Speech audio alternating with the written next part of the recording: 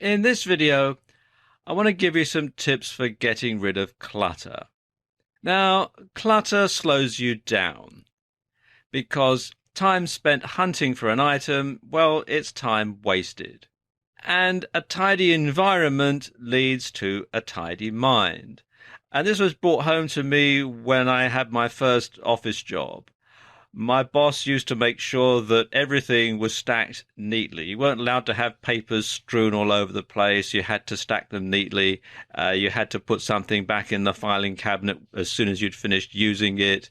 And you had to make sure that your desk was tidy before you went home, that all your pens and pencils were all stacked away and that everything was put away in drawers and so on.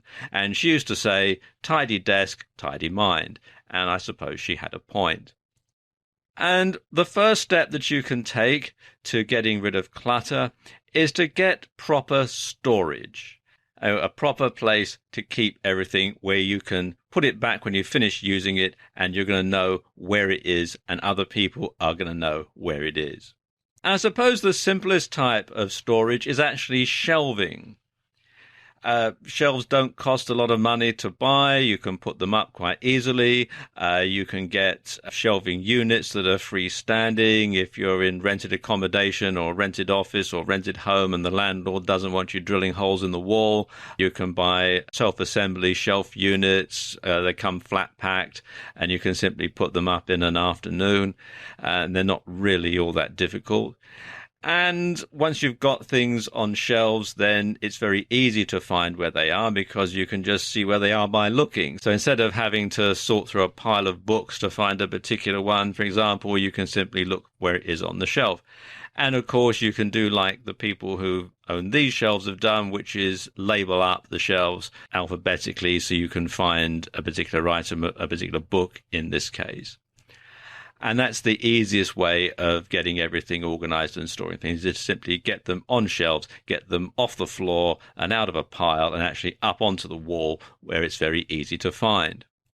Another thing that you can have is proper filing. You can have a filing cabinet, and that can contain suspension files, or and particularly if you're working from home, because, let's face it, a filing cabinet doesn't particularly go with home decor.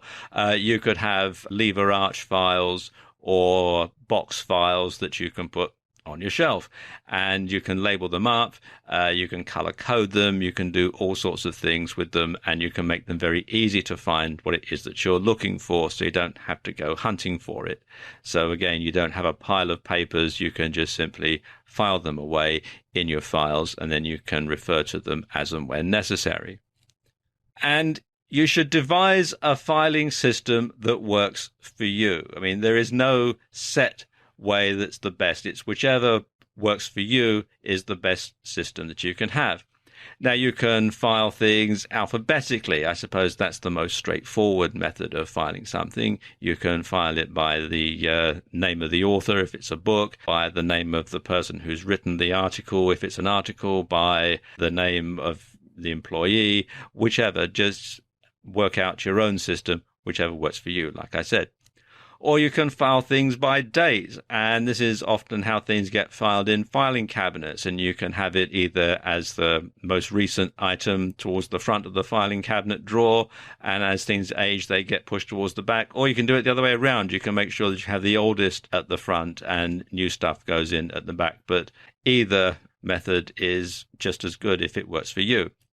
You can file things by client. You could perhaps have a different color file folder for each different client, so you can see exactly which client's work you're working on just by simply pulling the different colored file box off the shelf. Or you can file things by job, and if you give a job number, then quite often that can tie in with your accounts software, so you can cross-reference.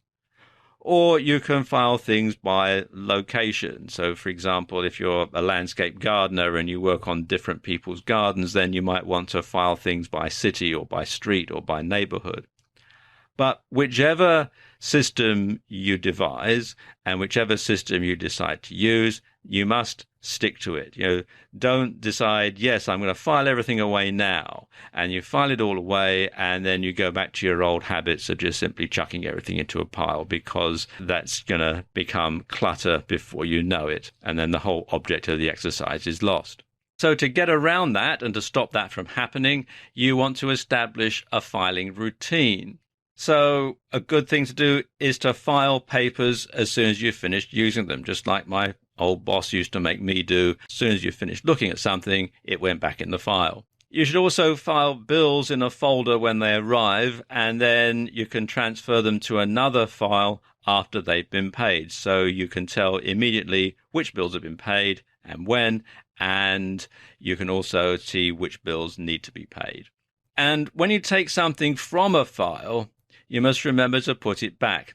Otherwise, as I was just saying, it defeats the whole object of it. If you take something out of the file and then just simply stick it in a pile on the side of your desk, well, then there's not a lot of point in having a filing system, is there? You do have to stick with it. Something else is you want to get rid of stuff that you don't use anymore. So that old laptop that you took out of service when you got your new laptop and you thought, well, I'll keep it as a backup machine, and who knows, I might get round to converting it to run on Linux, and then that'll give me something else to do when I'm not very busy. Well, let's face it, it's still there, isn't it, at the bottom of the pile of newspapers and magazines in the corner of your office. So you're never going to use it, and if your current laptop breaks, well, you're probably going to buy a new one now anyway, so chuck it out and free up the space and get rid of the clutter. And as a general rule, if you haven't used it for a couple of years, chances are you're never going to use it again, whatever it is, so chuck it out. And when you throw the stuff out, when you clear the decks, when you get it all filed away, all of a sudden you'll find the clutter has gone.